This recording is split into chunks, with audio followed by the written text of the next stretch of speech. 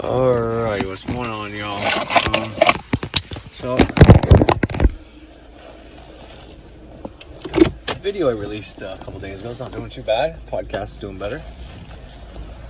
I was a little surprised that I haven't got Actually, I won't even say it. Because I played a song at the end of it, but it's not a popular song yet. It's a little strange, but it's Native Americans singing. What the fuck is that there for? And with a pretty famous dude. That's all I'll say, but yeah, anyways, so it's still on there. It's at the end of my last podcast. There's a bit of a gap between the end of my podcast and that. That was intentional. Most people turn it off.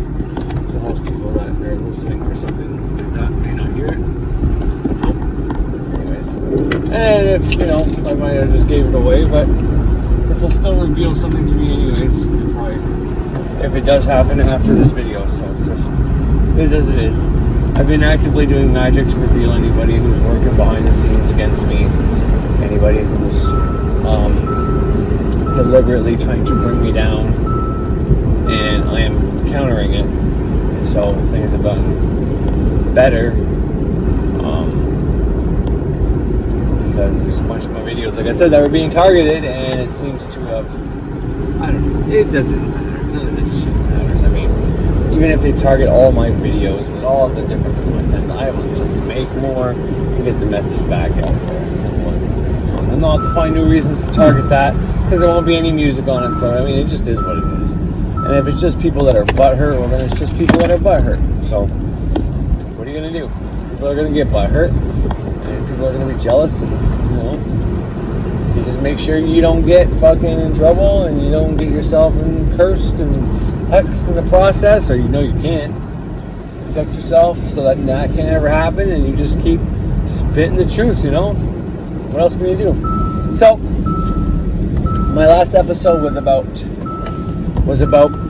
what occult magic is, primarily, and the benefit of doing the first, I think, the easiest and the least amount of work. Like, you don't need to go buy candles, you don't need to buy incense, you don't even need to make a schedule and make a statement of intent. It's simply just monitoring your thoughts.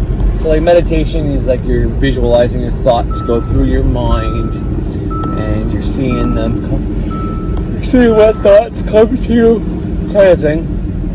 You're just observing them, right? Well, that's what most people think meditation is anyway. That's what most people think meditation is. But for me, meditation is concentrating on potentially one thought or one thing, asking one question now, which is kind of what I do. I ask a question I want to answer to. Not always there, but most people think you just observe your thoughts, identify with them, they're not good or bad. But I mean, that's I don't know, that's weird. For me personally, that doesn't make so much sense to me. Because whenever I'm meditating and I'm getting visualizations and things are happening, I'm removed from those things that are happening, but yet I'm experiencing them, but I don't have any emotions to them. You know what I mean? This is not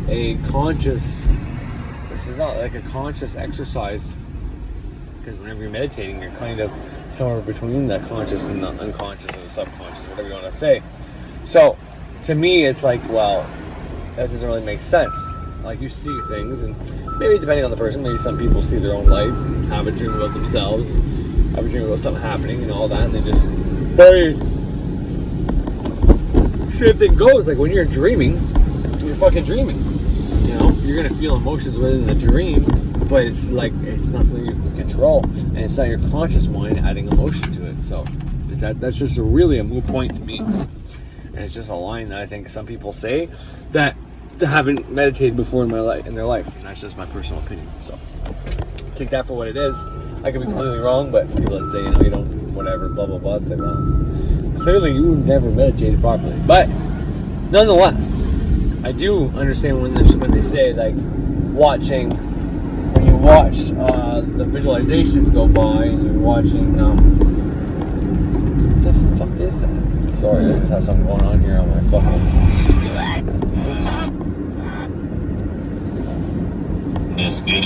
Sorry about that.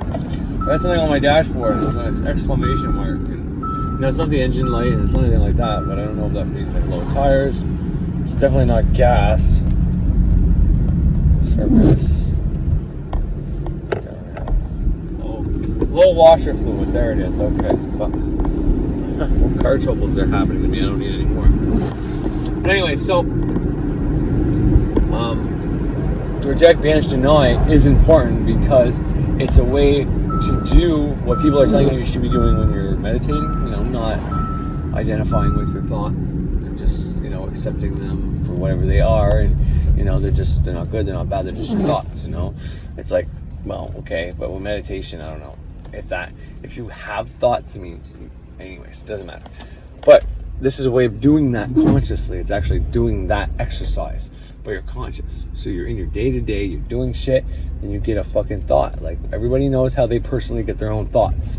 Okay? When I tell you how I get my thoughts, is literally how it works out. I'll be just doing something. Could be doing the dishes, could be doing whatever. Then all of a sudden, there'll be something that reminds me of either some magic I've done, or a situation that I'm not too thrilled that could potentially happen. And then that idea gets in my head that, okay, well, this is probably going to happen, so you better prepare for it. It's like, no, I reject that thought and I accept that. I'm free from that happening. You know what I mean? That's how my thoughts come to me. But that exercise is the easiest way to start taking control of your day-to-day life and start being able to manifest without actually having to fucking make sigils, do ritual magic, do any fucking puppets or fucking voodoo dolls, having to take any fucking links, having to make, I said sigils already, having to do anything like that, you know, having to manipulate astrology or manipulate planetary energies, or getting dirt, or doing water magic or fire magic or air magic or any magics, really. You don't have to do none of that shit. All you do is, as the thoughts come to you, you banish the ones you don't want. Once you get good at banishing all the bad thoughts that are coming to you, you can simply start adding good thoughts. So, I accept that the opposite is going to happen. I accept that I'm going to find money today. I accept that I'm going to find love today. You know, you start doing that all the time, as many times as you can throughout the day. You can do it like an affirmation, or you can just do it every time you have a bad thought. But nonetheless, it's going to start happening for you. So that's what my last episode was about. Now, I also wanted to get into depolarization, and I wanted to show a bunch of people talking about a version of depolarization within their own crafts. And I had a bunch of things ready to go. Some were arguably not even like really talking about depolarization, yet they kind of were. But I may not play all of those because I don't want to poke fun and be a dick and then lose subscribers. I think I was at 86 yesterday, which I got to at one point, and then I went down, and then I was stuck at 83 for probably almost 2 weeks now. So I might not do that now, which is shitty that I let something like my subscriber count stop me from doing things. But I don't want to poke fun at other religions either. I mean, just because I don't believe in another religion doesn't mean I shouldn't make fun of it, you know? But anyways, so I think that's what's on the agenda for today. Unless I come up with a better idea of something to talk about, I will be explaining depolarization and giving you, I think I'm going to use birch. I think I'm going to use Freakfield 1309, Uncle Birch. I'm going to use some of his videos to illustrate some points and talk about some stuff here. Once again, unless I come up with something better. But we'll see, as I think I deleted all his videos when I released my last video, so I had room for it. So I actually don't know if I'm going to do that now. I'm going to have to fucking download them all. But anyways, I got to get my wife a chicken right now, and then I got to go pick up something from the pharmacy, and then I go back home. Obviously, I'm not working today. The rain and my boss for troughing is moving into his new place in Gatineau, so I don't need to be there. And so the boss gave me the day off, which is kind of cool. And I had Friday off as well, so I had me a long fucking weekend, which is very cool. So yeah, I don't know, unless I think of something different to talk about. It's going to be depolarization, but as you can kind of tell, I don't know if I want to talk about that or not, because I kind of went into that in my last video. But how depolarization is, because the point of the other part of my video was the point of occult, the point of the magic, the point of what we do is to create a new energy. We combine our positive polarity with our negative polarity, and when that's done correctly, we create a brand new electricity energy within our body, which is, but not synonymous with depolarization. But it's very similar to that.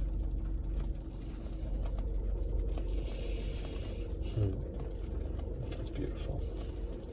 I love seeing families out and parents buying their kids treats, taking them into stores. It's just beautiful, you know. I love it.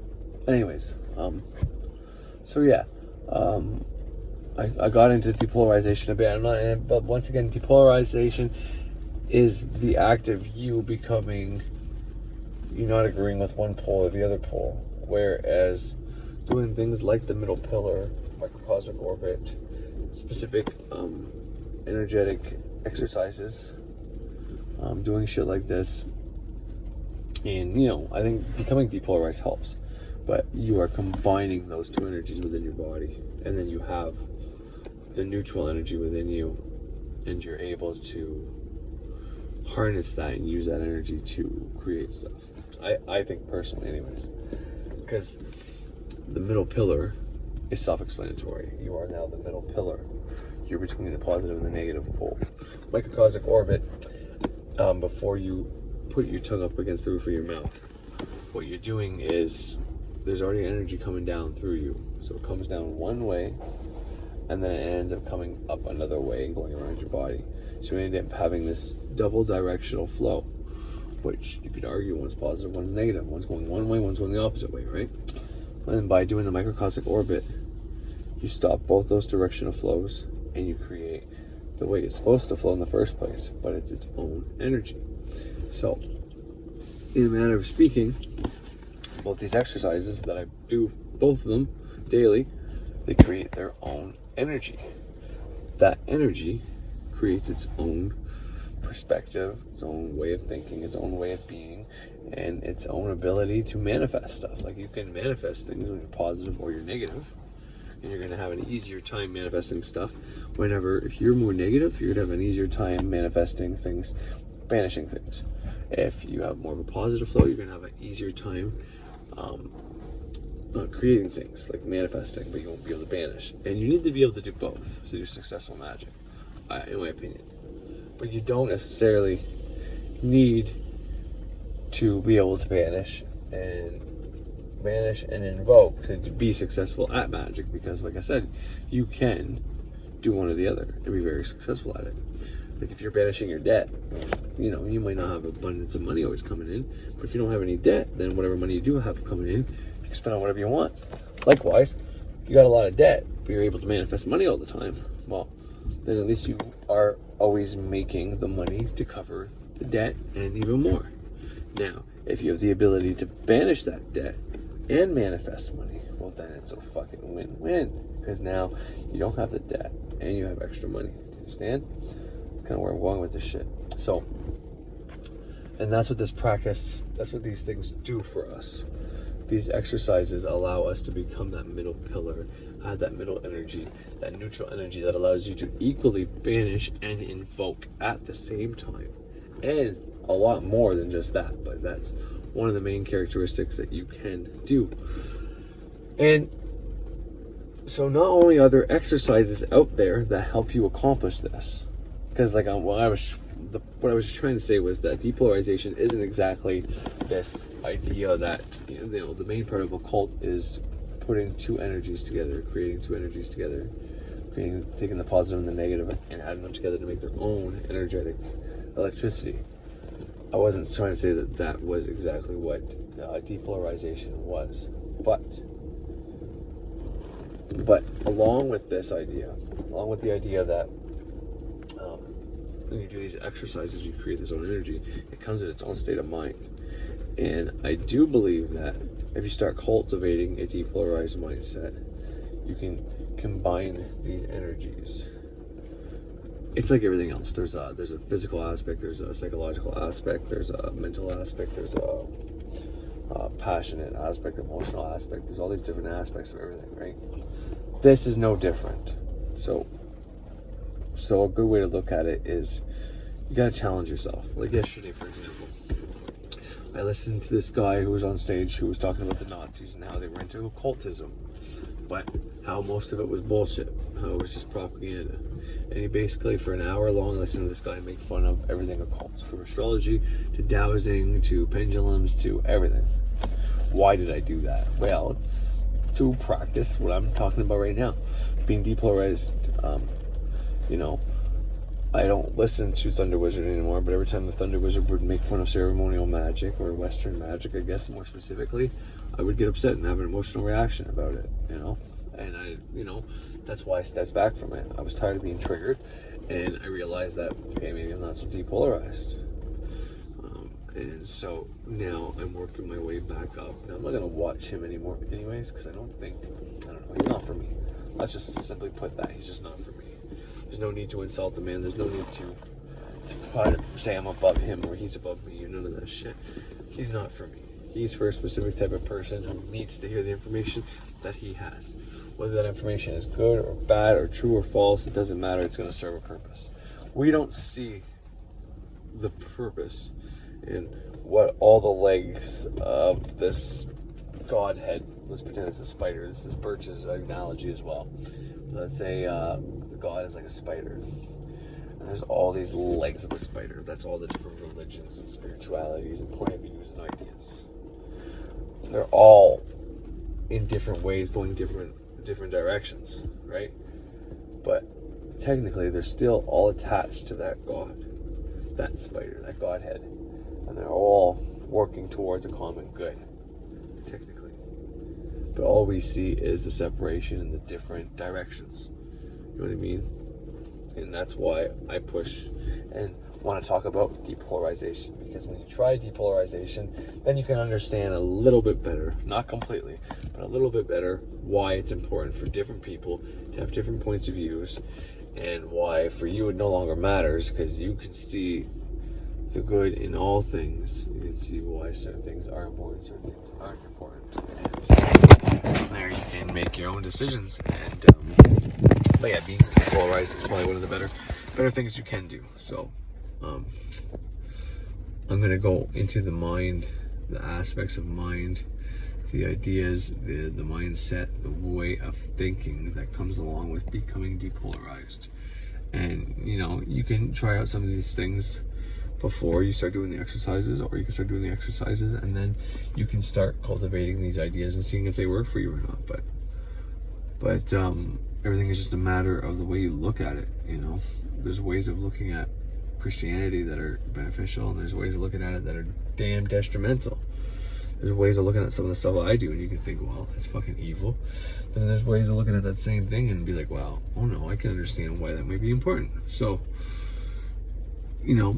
to me, that's what it really comes down to, is how you view everything, and your personal life, and everything that happens within your own personal life is going to have an effect on how you observe everything, obviously, right? So if somebody that you knew was an occultist and they did a bunch of shitty things, then you're going to have this shitty view of occultism. But then if somebody saves your life who's an occultist, well, then that might be like, okay, well, maybe there was just one shitty occultist that I knew, and now I can reframe this because not every occultist is shitty. And with that, this is going to be my cue to go in this corner. All right, people, what's going on? I got a fast appointment I got to run to. I'm going to be there in 5 minutes. Oh, shit. All right, it's all good, though. But, so, synchronicity is a hell of a thing. If you guys have been in magic for any length of time and have had anything successfully work out for you, like spells, then you know about synchronicity. So I won't tell you what it is, because it's easily figured out. But synchronicity would have it. Recently I've been talking about how some of my videos have been targeted. And I don't know if it's just because I have music on there that I'm technically not supposed to be playing, and people are just going through it, or maybe even Spreaker is going through it, I don't know. I was under the impression that somebody was going after certain videos, but don't know. Who knows? I don't want to create that circumstance situation by continuously talking about it. So I'm just going to let that go.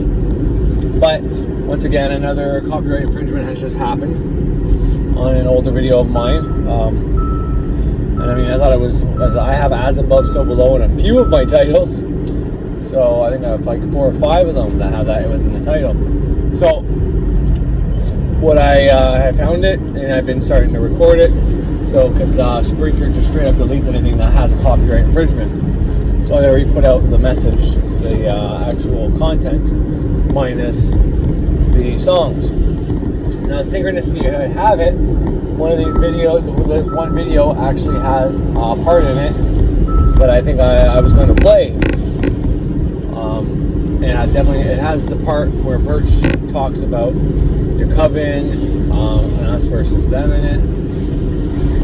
I don't know if I played that one of my most recent videos or not, but nonetheless, just it's very coincidental that one of the videos I was going to play for my depolarizing things, which was that, because there's more to it than just that.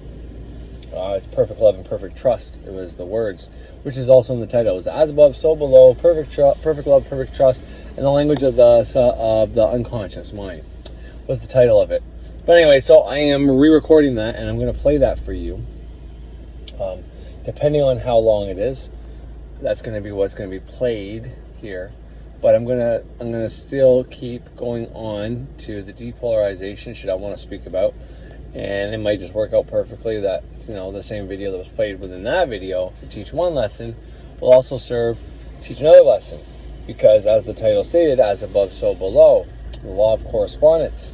Everything can correspond to everything. Everything is kind of connected. It's just one way of realizing that. The things that happen above us, happen below us, happen within us, happen outside of us, happen within someone else, above them and below them, you know what I mean? Everything is connected, interwoven. We are all the all. We are all God incarnate on earth. A couple episodes ago, a couple videos ago, I was trying to get that point across, and I played it at the end of my second last podcast, I think, about how people talk about God coming back to earth. They talk about it in this revelation type way where it's the end of times, and then people talk about the Antichrist coming back, and it's like, well, we are both God and the Antichrist. We are both good and evil, and it's up to us which one of those manifests. So the point I was trying to get across was that until we can unite and realize that we can all be different and all love each other just the same and be all on the same fucking page and be all in coordination and, you know, happy, and we can all enjoy our life, and we can be different and think different thoughts and worry about everybody else if we want to, or we can decide to just let things be. And, you know, I don't know the proper way to get to this proper cohesion and this perfect place that we should be in. I don't know the right way to get there. But what I'm trying to say is that when we do get there, when we do get to a place where we stop allowing other people to choose our fates for us, we decide that we can choose our own fate, and we can manifest our own fate, and we start doing that on a semi-regular to regular basis, and we become more depolarized, and whatever the case is, we will see God incarnate on this planet, because we are all part of that. I don't like using the word God, but I'll just use it for simplicity.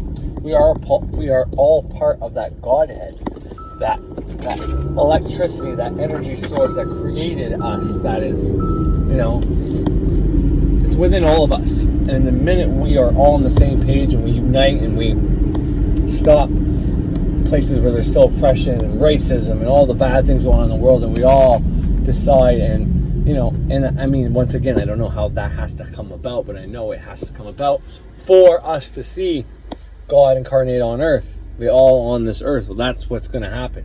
That's how it's going to happen, is we all have to be that image of what we think our creator is. And we can't. And that's the problem. When we all have all these different religions and different ideas of what God is, then that stops us from being able to be connected. And, one of the things I like to talk about the most is that I think everybody should have their own individual spirituality. And I still believe that.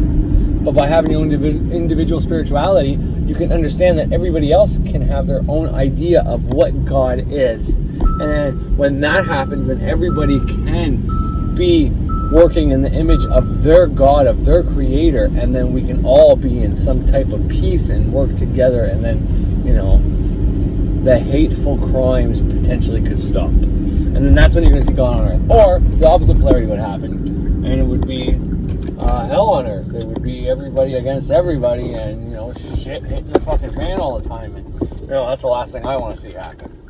But, anyways, I got to go to my appointment, and we'll finish this conversation in a second. So, where the fuck was I? God incarnate on earth. Something to that effect.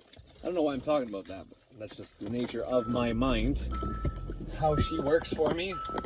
My beautiful subconscious mind mixed with my male conscious mind likes to go wherever fucking it goes and takes me. But I'm serious about that. I'm having a hard way putting that into words, and I'm hoping people can understand why that's hard for me to put into words. Because first of all, have we ever seen God incarnate on earth? I don't know. We've got stories about God, angels, fucking whatever, superheroes, fucking aliens coming down from heaven and teaching man some shit. So, I mean, maybe. But that's not what I'm talking about. I'm not saying that, I like that girl. She's funny. Anyways, I'm not saying that I'm talking about God coming down and teach us some shit. I'm talking about us all being part of God and actually embodying the likeness of God in one way, shape, or form. Now, is this theory viable? Is this theory a legit theory that potentially is a prophecy that one day we will all act in this beautiful, cohesive nature with each other and get along and do everything for the best for each other, I don't fucking know. And is it possible? I don't fucking know. But I'm thinking, in my mind, the only way we're ever going to see God, because to think that we're just here and then we die and it's a test to go to heaven or hell, and this is just some gateway to see which souls are worthy of heaven and which ones aren't of hell. It's like God made us all, if you go by that theory, right?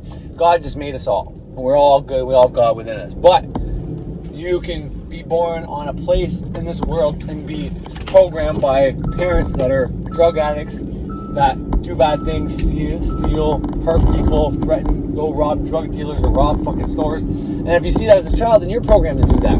You have a harder test with your mind than someone who has been brought up with a middle-class family who struggles but works hard, so then they end up becoming someone who struggles but works hard their whole life, or someone who's rich and gets everything handed to them, and then they eventually just become wealthy because they're programmed to become wealthy. Well, all these scenarios don't start at equal playing grounds. So to think that our test, regardless if you were born in a wealthy family or in a really bad part of the world, to think that our test is something even and it's just a test to see if we're worthy to go to heaven or hell or not seems very unlikely, and does not seem like something a creator God who is all beautiful, benevolent, and perfect would have us do. It seems more likely that this is a test or an experiment in the way of, if I break myself down into 1 million or 7 billion pieces, can the 7 billion pieces of me remember and act like me? Can they remember, I'll turn them into parents, I'll let them be able to procreate so they can feel that parentalness and love for other children and other beings, feel that compassion. I'll give them hard times so they can understand that everybody goes through hard times. I'll let them go through all these little things. And to me, it's more like we're in this evolution experiment that we have to evolve into something bigger than ourselves, that we have to become something that is, we are all separate beings. But when we act as if we are all the same and we all have the same common goal, man, when tragedy strikes, people come together regardless of their little petty fucking differences, and they help one another, and it's beautiful. But it takes tragedy for that to happen. When everything's going good, and someone's got good shit going on in their life, you know, they'll sometimes throw a 20 to somebody on the side of the street, but they won't fucking open up their doors to any fucking strangers or do anything like that. It takes these hard fucking shifts to make people nice to each other. So to me, it's more likely that we are supposed to act like that. And I'm not saying for you to let bums come live in your house, because you can't trust the guy. He might fucking rob you. He might kill you in your sleep and steal your shit. Who the fuck knows? I'm not telling anybody to do that, but I'm just saying, I think eventually the goal is for us to keep evolving every single generation that is born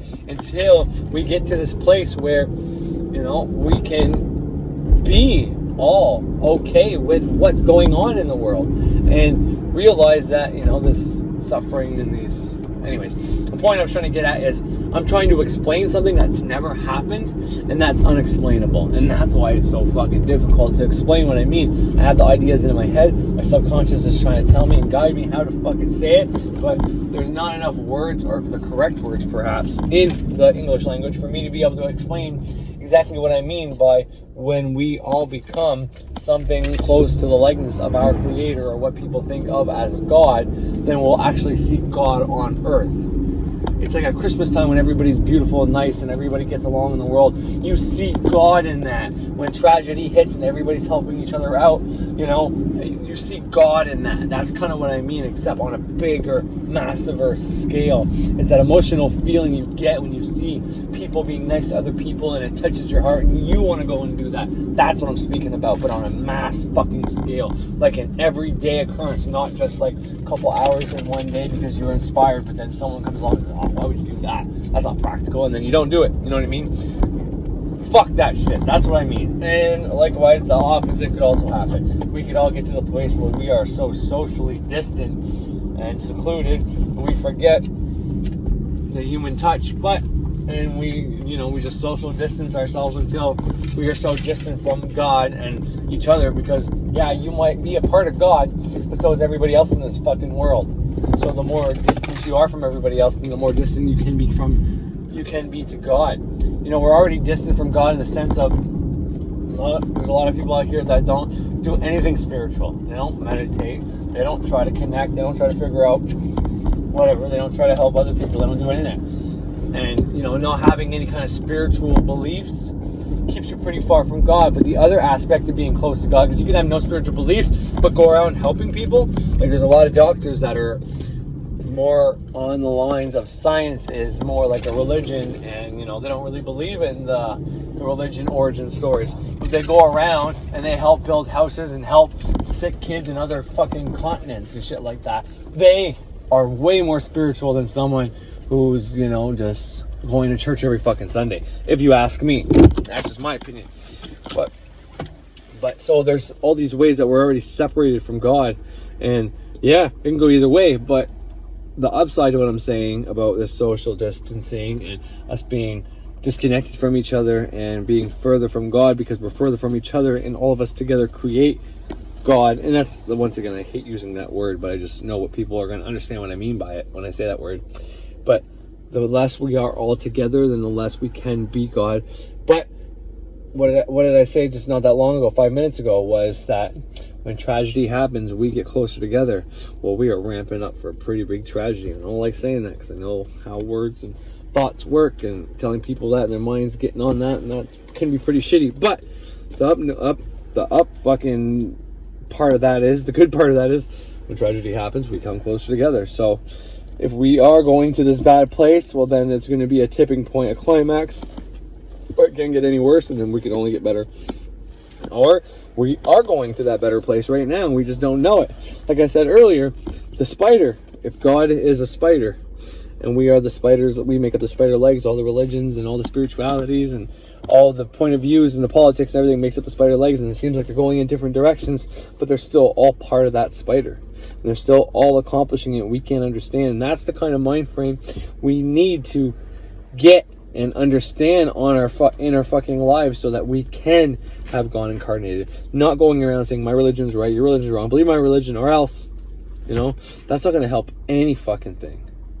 Everybody can have their own idea of what God is, and then invoke and be that view of what the God and goddess for me. Like, I believe in gods. I believe in multiple gods because I believe these energies are within all of us. So it just makes more sense that there'd be multitude of them up there because there's different types of people everywhere.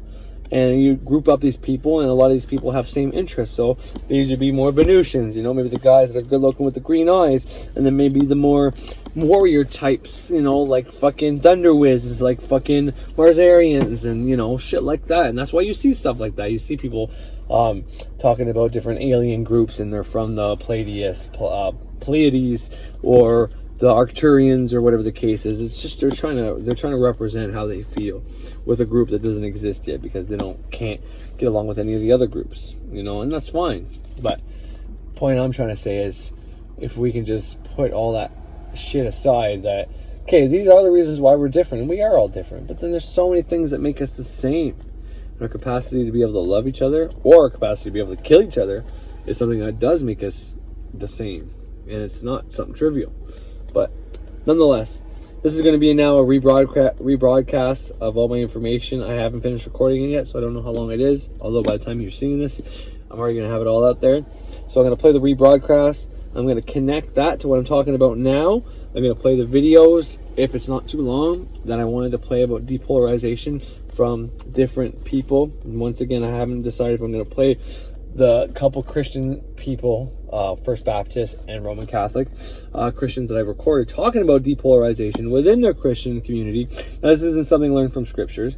This is something that, well, after learning the scriptures and everything, they put in their own spirituality, they added that to their Christian beliefs, and came up with their own ideas. So it's not something that's within the church per se, but I like to show how there are people within that faith that can have the same beliefs as me, and I could be okay with them believing whatever the fuck they want to believe, as long as they came to the same neutral, depolarizing path. I don't give a fuck. You can believe in God, and if you can come to the same conclusions, then great. There's no reason for me to come out here and say, like some other people that say, well, if you're a Catholic, then you're way wrong. I mean, at least you know what you believe, and you're not like in between, like some people that say, well, I can take the Bible, but I don't believe in God, and blah, blah, blah, blah, blah. But by believing in that, you're fucked anyway. So, but I'd rather you at least know what you believe. No, I don't believe that at all. I think you can have that faith, but depending on how you are in your perspective of life, you can, within that faith, figure out for yourself. And I don't like saying that, because then people that are Catholic that were kind of like, oh, maybe I should try focusing on other things. Maybe they were on the fence. Maybe they were going to try to branch out from their spirituality. I don't want to give them a reason to stay within that spirituality, because I think there are a lot of detrimental things that happen within that. But if you can separate yourself from the dogma and realize that it's a metaphorical story, you can still keep that religious belief even though it's a metaphorical story. I don't see a problem with that at all. But if you can do that, we can come to the same conclusions that depolarization is important, personal responsibility and your own personal spirituality, and taking care of yourself first, and taking care of your business, and, you know, finding your path and finding enlightenment happens through going through challenging things, and not just writing people off because they're not just a religion, and being able to hear their point of view and take what you need, and the rest of it until you can understand it. You just don't judge them for it. If we can come to agreement with that, then I don't give a fuck what you believe in. But anyways, so I'm gonna try to connect all this shit together with my old episode and make a new episode. And I got 3 hours of my podcast technically, so this might be a 3-hour fucking video, so just be warned, it might be fucking long. But anyways, thank you for tuning in, everybody. And, you know, for the 86 subscribers that I have right now, I fucking wish you guys nothing but the best.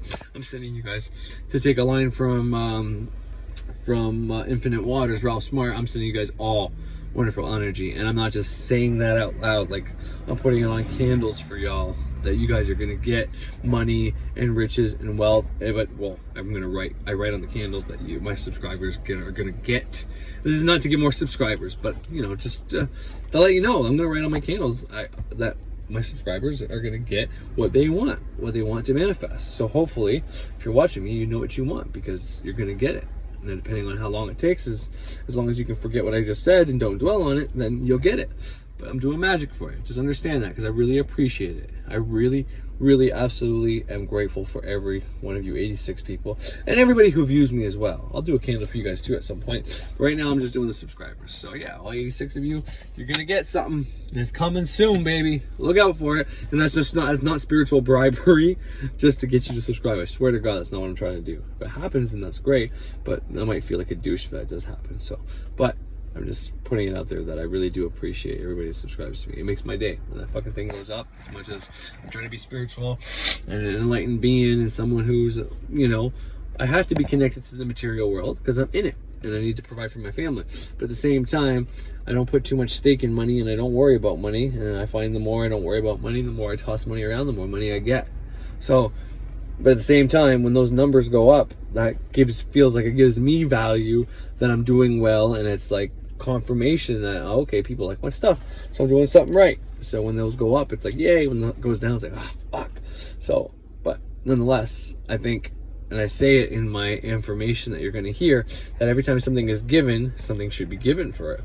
Meaning, when there's, and Thunder Wizard talks about this too, and I never disagreed with him on this point. I just disagreed on the parameters. So he believes that for spiritual wisdom, you have to give money. And my disagreement with that was just simply, well, no, but giving up time, viewing somebody, like the people viewing me that I haven't subscribed, they're still giving me their attention. They're giving me their time, and that's still valuable. So I still think there's a transaction there. But if you're watching me and I'm not returning the favor by watching your channel, or you don't have a channel for you to watch, well then how do I repay you? How do I get more subscribers if I'm not repaying you in some way? And I'm supposed to be repaying you by the service I'm providing, and I understand that, but that's just for my already. Anyways, point is, this is just another way for me to enter the law of compensation with those who subscribe to me, because I appreciate that and I put value on the people that are subscribed to me, even though I don't come out here and tell people to subscribe, but I put value in that. I value people subscribing to me. Therefore, everybody who subscribes to me, I'm going to send them some value in return. So it's not spiritual bribery. It's simply me just saying thank you and, you know, giving you some compensation back. So yes, thank you. Hey, what the fuck is up, everybody? It's a Ceremonial Witch back here live again, and the worst is over. Hello, everybody. Thank you for tuning in. I don't know if you tuned in yesterday or not to my episodes / book, and I haven't even checked that second episode because I kind of put it on and I went to bed without any issues when I finally went to bed. I recorded last night pretty late. I had preparations going all day. And if you watched and tuned into the episodes, then you know a little bit what was going on. And the reason I put Protection Reversal Magic, the book, on there for people is because if anybody is going to go through what I'm going through, what other people have gone through, anybody who gets into magic goes through, has to deal with specific, whether you want to call it demons, whether you want to call it people casting on you, psychic attack, whether you want to call it fairies or any earth, nature, fire, water, spirits, whatever it is, your own thought forms you've created. That information's on there because, you know, it hits a lot of good fucking points. It's a lot of good information. And so I wanted to put it out there. I'm going to go over some things that were said in the book. Like I said, I put wherever the first episode stopped during the book. I started the second episode after a couple songs and I let it play. And I don't know if the whole book played. So if the whole book didn't play, I'm going to figure that out at some point today and put that on as well again. But today I want to put on the episode that I spoke about that Birch played on his channel. Now I don't know if he redid this this version of the video. I know he redid a lot of his videos, and he probably speaks about perfect love, perfect trust. I know he has on some of the Witterston shows and other things. So the information is there available on his show. However, it is one of those videos that through my laptop and cell phone, unless I have headphones on, I cannot hear. So with my new headphone, my new headset, the microphone is very sensitive, very good at picking up low voice, low sound.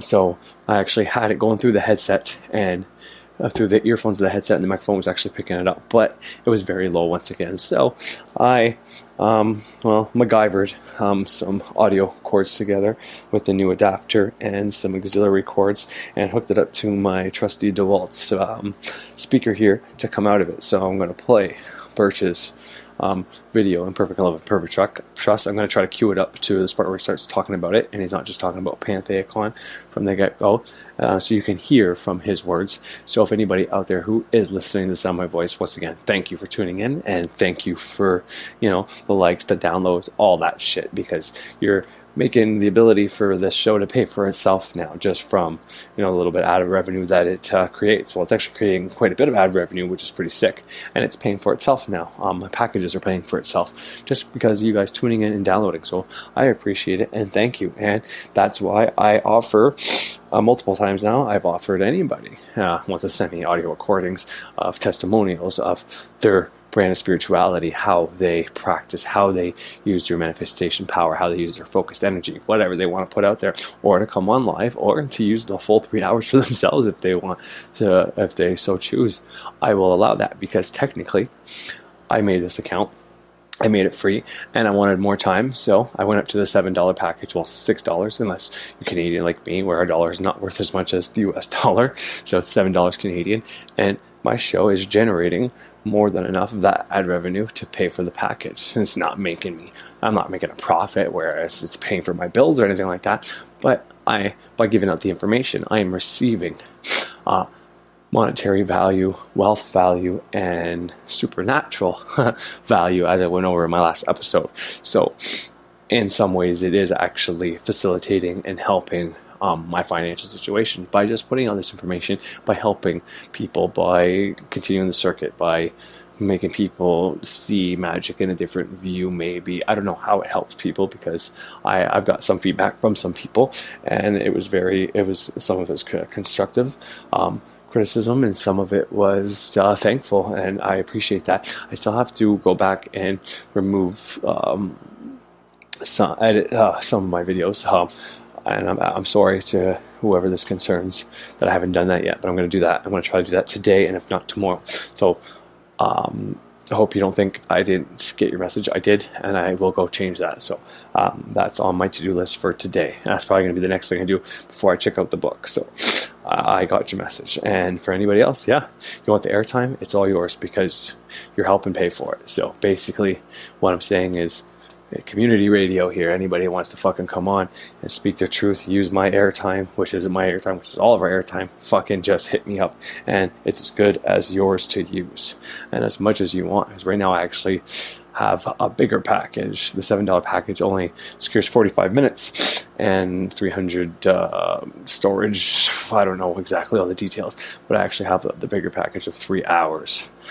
So why the episodes are now longer, but I fill it up with some information I think is useful that, you know, people may not be able to find, people may not be able to get. But if they listen to it, you know, listening to this radio station sometimes is like listening to an audiobook or listening to a YouTube channel for specific information. Now, I don't want to take away from the people who put the information out on YouTube for a specific reason. So by putting a part of Birch's video, I chose a video that doesn't really play well, so I hope it doesn't offend him, and I'm going to try to make it more accessible for people to hear. And I just want to show everybody where I got the information, that it's not just coming from me. I'm not claiming it as my own.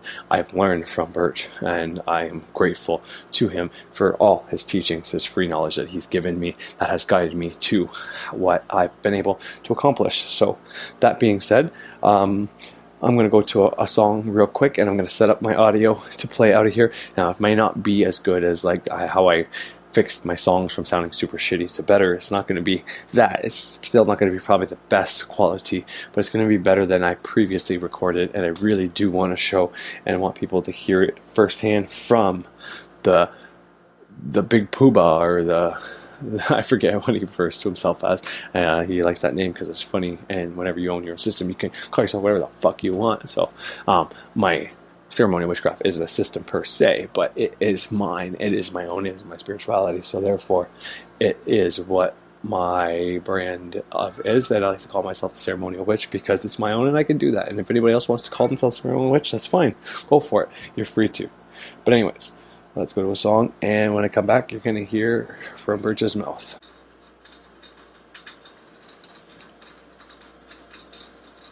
Alright, sorry about this, everybody.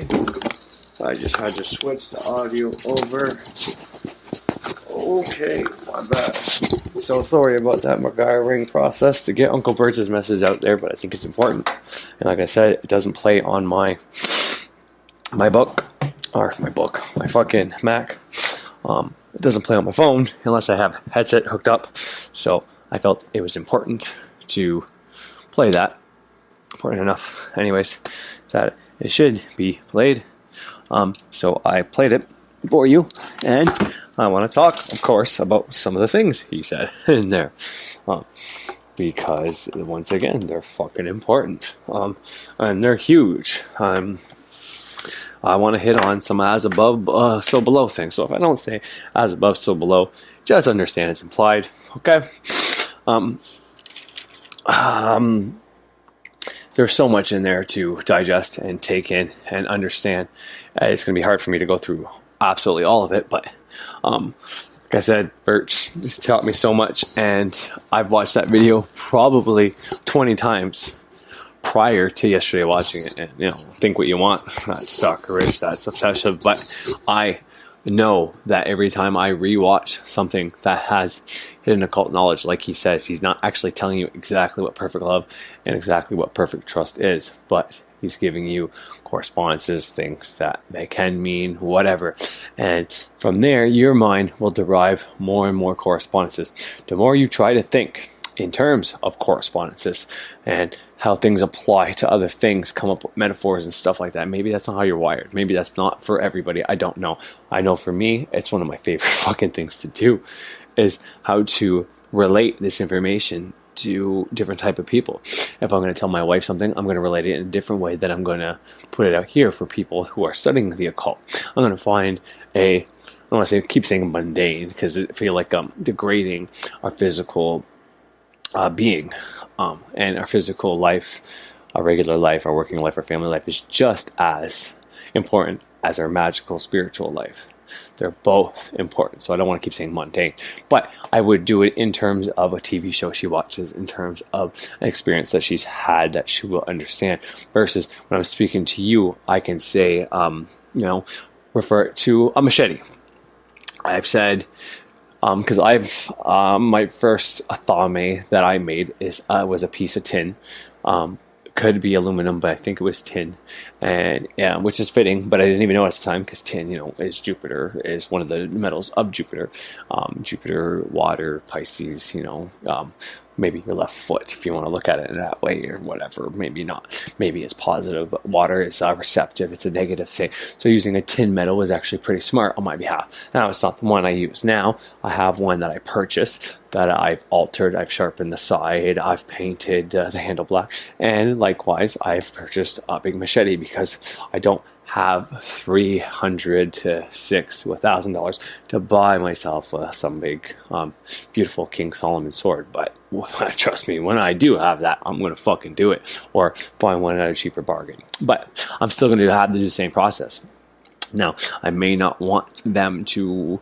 Now, if you go to the right place, they will take in planetary things into account. If you're going to go buy a sword for magic, then you're better off to go to somebody who's going to take planetary hours and correspondences into effect for what you want. You can personalize it yourself this way, but there's still someone else making it.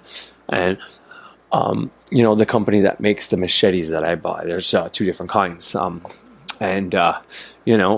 Their intention when they're making that machete is, it could be somebody who's just working a fucking 40-hour week, who just punching a clock. And if it's a Friday, they might be more into the job because they're happy about the weekend, and they might have love and shit in their mind as their, whatever their job is, whether it's putting on the handle, whether it's doing the welds, the cutting, the painting, whatever they have in their mind is going into that creation of that sword. And so is the manufacturer, so is the fucking sigil / logo / whatever. It's all going on there. So the first thing I do when I get it is, bury it in salt. And then from that salt, I'll add some outside water, spring water to it. So it's salt and water, and it's in there for, probably 3 days, if not longer. And I bring it back to neutral. Take everybody's energy, focused thoughts, whatever they were doing that day that's in that item out. Because, if you're having some thoughts, something you usually buy a machete and you're all happy about your machete. You're playing around with it, and then you start, getting weird vibes and feelings and stuff like that. And you can start thinking people are throwing on you and this and that. But it could simply just be the energy that was put into that machete from the people, the many people that picked it up, touched it at the store, the clerk that put it on the shelf who hates their job or who has a family member who's sick, to everything and anything. So I put that book on there yesterday to help anybody out with all aspects, from nature spirits to casting to your own thought forms. And then I gave my own opinion on what to do with thought forms and what I did path wise. And if you don't have everything for an uncrossing, use what you got, mix and match, go on different sources. You go to Frater Xavier's version of it, he's going to give you what he learned through hoodoo, and that's why I said go check out hoodoo and conjure books about how to do an uncrossing bath, because that's, from what I know, from what I learned, that's where the uncrossing bath and ritual with candles and all that comes from. But you can easily go on the internet and find someone who's going to have everything that you have in your cupboard and already ready, available for you at your house. You're going to have all those implements. And, if you are missing some for a specific uncrossing bath, well, then add some of the components for a protection bath or a reversal bath, whatever the case is. Add, mix and match, make it your own. And that's the same thing I'm trying to say here is, after I bring that machete to neutral, I am going to customize it. I'm going to paint that handle black for various reasons. If you've been in the craft for a while or know, black handles, scare away certain things. It's kind of like how iron scares away or holds in the spirits in the cemetery, as I talked about yesterday. Why you put an iron nail through your door. Why, in that book I played yesterday, he talks about how he made his own necklace or his own cross out of 2 iron nails and iron coffin nails, and so on and so forth. So I'm going to make that second side of that machete, because machete only has one sharp side. Although the newest one I bought looked like it had a double side. So it already had the grooves for the other side, which is sick. So all I had to do was take my grinder and grind it. And if you don't know how to do that, well, you can pay someone to do that. But you can easily take a stone and literally keep going on the metal of your machete until you grind it down. That is going to take some time and a lot of your time, but it's not going to cost you money. It's going to cost you time. Or you can find someone who has one, and here in Canada, for a fucking grinding wheel or a cutting wheel or one that does both grinding and cutting, it's like $4 at Home Depot. And if you are smart enough to just go buy a box of screws, you can put that circle thing in your pocket. I'm not saying to steal or anything like that. I'm just saying there's options out there to get one of these wheels back home with you. This way you're only using the person's tool and not that, compensate, give them fucking $5, buy them a beer, give them a pizza, whatever, fuck. Always pay people for their services and what they helped you out with. Always use the law of compensation. Always have it in the back of your mind. If someone is giving you a favor, doing something for you, well, you owe them a favor back. And if you're not going to do that, if you don't want to owe them a favor, then fucking give them something that they want. Whether it's a fucking gift card, whether it's a fucking iTunes fucking card, to a fucking $20 bill, to a pizza, to a fucking case of beer, just do it. Just do it. This way you don't have to worry about the karma and not owing them a fucking favor. I mean, it's simple. And that's going to return to you. If you're paying for all your things that you're lending out, it's going to come back to you. But anyways, I make this machete my own. I have this idea in my head of what it's going to look like. I have the thoughts, and the thoughts come out through my body, and I create it to what I want. And now this is my not Solomon sword, but it is my Goetia sword. It's going to be what I use to tell the demons to knock off their shit. It's the thing I'm going to use to say, you know what? You're not going to fucking harm anybody else in my house. If you don't fucking do what I say, I'm going to fucking put this through you, and you're not going to be able to fucking do anything here anymore. Do you understand? Get in line now. Knock off your shit. Help me out. Whatever you want. And I'll fucking give you some compensation as well for what you do for me. What do you like? And I'll give that to you. But if you're not in line with me, this sword plus Archangel Michael's sigil is going to be on this fucking sword. Or I'm going to call him here to fucking put you in line. So knock this shit off. That's what I'm going to fucking do when it comes to that. Now, I'm not going to get into that yet, but just know those videos are going to be in the works. It's just something, like I said, I have mixed emotions about when I do deal with it. When I know, I can smell, when I can feel like something may be of a demonic nature. I do so much research about it to figure out if it is, and everybody's different perceptions of it, and then I come to my own conclusion. But my conclusion keeps changing on it because of my ability to draw correspondences. I keep coming up with more, and how, how demons are needed, but demons can be bad, but how the Bible talks about it comes into mind, and then how satanic people talk about it, Luciferians, whatever, whoever. I don't even know if actually they do talk about that or not. Like I said, I've read the Luciferian doctrine. I've talked to a few Luciferians and did some research on it here in my own hometown, in various groups, but I haven't actually practice.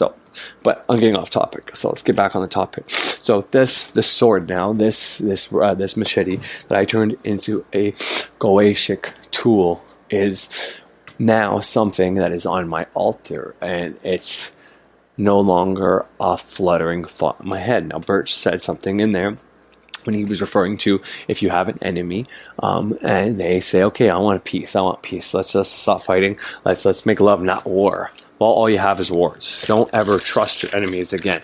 And what I talked about yesterday, how I understand what he's doing with the Trump thing. He is continuously telling us who our enemy is, so we stop fighting within our own little factions, within our own spiritualities, fighting over our petty little differences of what we think is what we should be worshiping and how we should worship, versus the actual threat of Christianity and burning witches and shit like that. When we're doing these, he's identifying who is the enemy. He's doing the fucking legwork. He's doing the actual service, actual work for us, telling us stop fighting with each other. This is the real fucking enemy. But anyways, he says to never forget who your enemy is. And if they give you words, that's all you have is words. And I just talked about making a sword. What is sword? Well, if you take that S in front of the W and you put it behind the D instead, you now have words. Words is sword. And that's not a fucking mistake. Just like when I alter, hint, alter your altar. When I alter that sword to make it fit to be put on my altar, okay, I am making it now my own. Now, all those thoughts I had in my head about demons being able to impossibly come at me, control me, do things to me, make me suicidal, harm my kids, those are no longer floating around in my head. Why? Because I created a symbolic representation of a weapon, of something, a big fucking stick that I can use to get those motherfuckers in line. Now, I'm not trying to disrespect any demons that may be listening to me right now or in my room around me, so please don't take this the wrong way. I'm just trying to prove a point to teach. I know that might sound weird to say that out loud, but I believe that everything is always omnipresent, all within and without us. And if you don't get that from this talk, well, then you'll never get it, or you're not ready to get it. But anyways, so now I have a physical representation of those thoughts, that worry, that anxiety, whatever was going on in my head about demons. Now I no longer have to worry about that, and it's on my altar. And what is my altar? What is my temple? What is my ritual space? Well, everything on my altar is a symbolic reference of something that's in my mind. Whether it's my wand, my sword, my cup, my chalice, my pentacle. All those things are aspects of my body, my mind, my subconscious.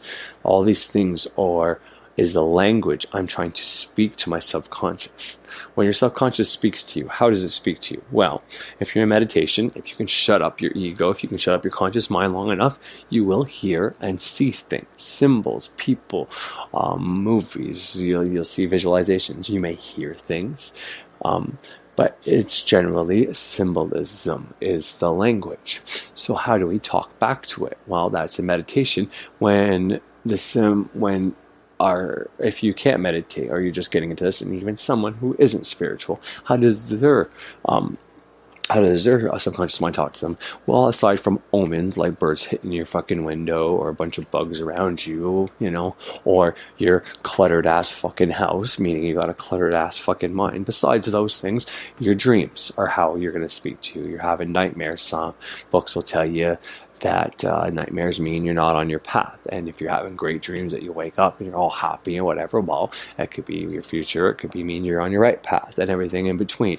Now, the book I put on yesterday says he doesn't believe in dream dictionaries, occult dream books that tell you what your dreams mean, because everybody will have a different representation. If a snake to you is health and healing, like the medical symbol, the caduceus and all that I've went over in detail, well, then a snake in your dream might be you're fucking healthy, or you might need to look in your health. But to somebody anybody who believes in the Bible, a snake is going to be representation of the fucking devil. And I think that's basically what he used as well as a reference. So that's maybe not my own thoughts, but he uses a snake as well to make that. So you have to look at the overtone of your dream. Like a few months ago, I had a dream where I was working in a mall and I couldn't get out of this fucking mall. If my life depended on it, all right?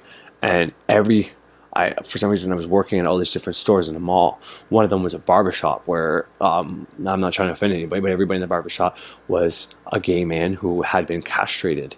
And barbershop where, I'm not trying to offend anybody, but everybody in the barbershop was a gay man who had been castrated. And they wanted to do that to me, and I ran away from them. And then I went to another store, and they wanted to kill me in some other way. And another store wanted to torture me. And I just kept running from store to store. I was trapped inside this mall where these people kept wanting to do me harm.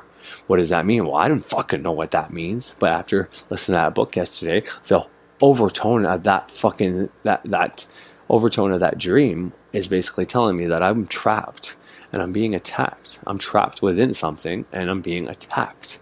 No matter where I go, there's going to be something there attacking me. So I need to learn how to stop trying to escape. Because I kept trying to get out of the mall, but I couldn't get out of the mall. So if you can't escape, if your fight or flight isn't working, well, if your flight isn't working, I guess you have to learn how to fight, right? Basically, if that's your only two options, or talk your way out of it, outsmart it, whatever, there's other options you can look at. Point is, I have to either overthink, outsmart, or learn how to defend myself against these attacks. And I never broke that dream down. That was probably one of the last dreams I had, except for smaller dreams here and there that I've had recently that were a good overtone. But that was the last nightmare I've had before what I got into yesterday about my so-called attacks or waning phase of the moon / my purging and banishing magic that I've been doing. I don't know what was the cause of my not being able to sleep, my nightmares, and this and that and the other thing. So point is, maybe I finally dealt with that. I had my sword and I wasn't using my sword for my demonic invocation, whatever. So maybe that's something I need to do. Maybe the bath I did yesterday was enough. Maybe all the candles are dedicated to all air, fire, earth, and water elements is going to be enough. Maybe, wishing love and wealth to all the people that I know are pissed off at me or jealous of me, or people I don't even know, maybe the family members start praying for me, is enough to reverse all that. I don't know. Maybe it's something I have to look into. Point is, that's how your subconscious mind talks to you, through symbolism. So how do we talk to it effectively? Why is it the two ways to talk to the subconscious is publicly known, law of attraction, whatever, affirmations, right? Over and over, making a habit.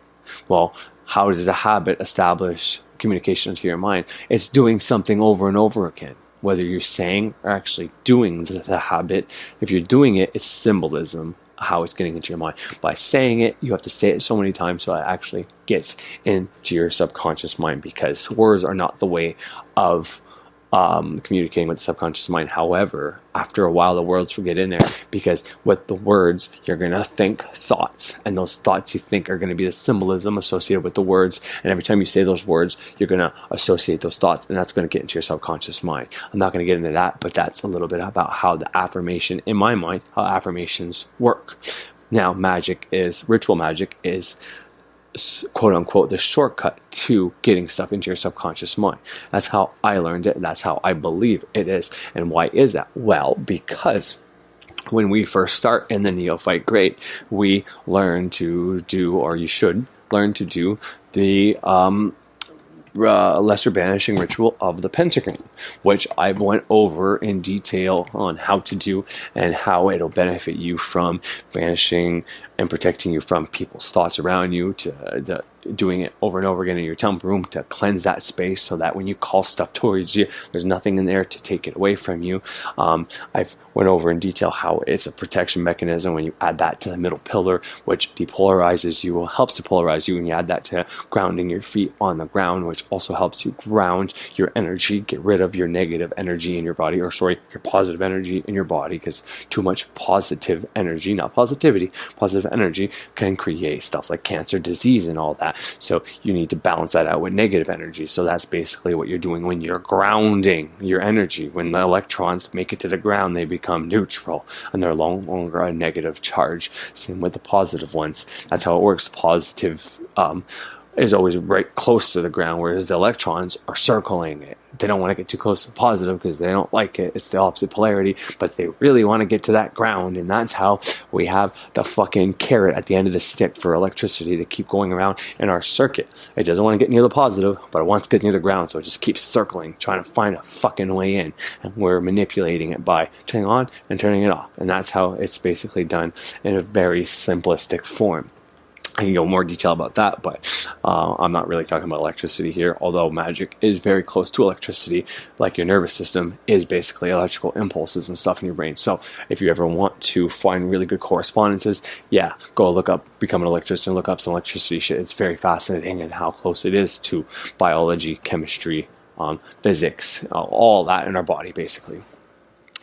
But our altar, our space, when we do that lesser banishing pentagram, we have to visualize ourselves getting bigger than the earth. We're in the astral plane. Why do we do this? Well, on top of the things I just mentioned, on top of you're doing it to practice using visualization and your imagination, because better you can visualize things. Because like when I was a kid, I could visualize and use my imagination to pretend in my room in front of my fucking mattress I was on a fucking stage in a concert, and I was tuned into the girls in the crowd that thought I was hot and the guys that wanted to fight me or wanted to be me. This is all going on in my head, and I'm singing along, singing the words of the song, learning these words by heart through habit, whatever, and visualizing that I'm in a concert, all this perfectly. But when I got into magic, my mind was so fucked up from TV and fucking bad food and whatever else that I had trouble visualizing myself in the astral. I had trouble meditating. I told everybody this, that my first meditations were through Michael Seeley on YouTube and things like that, training my mind slowly but surely, using affirmations to be able to meditate. You're literally saying affirmations that I can meditate. You know what I mean? I'm awesome at meditating. I can get in a meditative state fast. And then programming my mind, programming my magical theme to be my subconscious mind by calling it on and getting into a magical trance by putting that trigger in my mind through affirmations. I went through all this. So, but because I wasn't able to do that, I had a hard time visualizing. I had a hard time, like, why the fuck do I have to visualize I'm in the astrals before magic? It didn't make sense to me. And now it makes absolute perfect sense. So why do we do that? Well, first Semitic principle, all is mind. All is in the mind. We are in the mind of God. Our divine connection to the divine source is through our subconscious mind. How do we talk to that subconscious mind? Through symbolism. So why are we imagining ourselves in space in the astral? Because we're imagining ourselves in, to me anyways, this is a visual representation of you being in your subconscious mind, the more powerful mind that is easily manipulated and easily confused and easily tricked and easily coerced, easily whatever you want to call it. It is easily done this way. It is easily manipulated. But so this is a symbolic representation of doing that, because how do you talk to your mind? Well, you need to talk through its own language. It's like trying to relate to a baby. You try telling a baby words, they're just going to look at you like, what the fuck are you talking about? But when you show a baby with their doll how you treat a baby, how you don't shoot a baby on the ground or slap the baby, when you show them, they understand it. And a baby will do what? They're sponges. They mimic you. Well, it's the same thing with your mind. Give me one moment. I have to go get the drill from my wife, and I'll be right back to finish this line of thought. All right, and I'm back. Oh, sorry about that. I was on a good thought, too. I fucking hate that. But anyways. Family calls. Family comes first before magic. It's the way it should be. And that's what caused a lot of my problems. I already went over that. Not having the balance between family and magic, and doing all occult all the time and not paying attention to my family. Doing too many banishings and practicing and putting shields up, where the point where, you're not invisible, but people can't feel your auras around. They feel like you're ignoring them when, I was in the kitchen the whole time. Might be part of the reason why my wife got in fights too. So finding balance, and sometimes to find that balance, you have to shoot out ideas out there, or go all the way to the other side of the pendulum, as it were. Like I said, people are so trained, so developed, are so created, programmed to think that, we're insignificant, that there's no God, that we are it, that we are insignificant, that there's billions of stars and billions of whatever, that the media, the alternate news has to tell you that there's reptilians and aliens and Illuminati and all these things go so far the opposite of what we've been taught, just to get you into the middle, basically. Why, people like Birch are focused on the shit of Trump and how it's dangerous for people that practice magic and witchcraft, and why, if you are in the States voting for him to come back into power, how that's not good, how maybe the Democrats are not a better option, or not the best option, but a lesser of the two evils, basically. So he's continuously shooting it out there that it's dangerous to vote this man and keep this man in power, over and over again, to throw it all away the opposite way of, there's no harm in this, there's no harm in that, when there is harm. There is harm. But anyways, I'm going to go back to what I was talking about. So, the visualizations, the pretending that you're in space, seeing yourself in the middle of space, being so big that it's so easy to attract what you want to you, that the light of God comes through you, the light of the All Mind comes through you, because that middle pillar, comes through you. You're visualizing this happening. Now, for me, the way I told myself that, if I'm visualizing this is actually happening somewhere. I also said that I use the version of my higher self, being that my higher self is connected to the astral, is on the other side of the veil.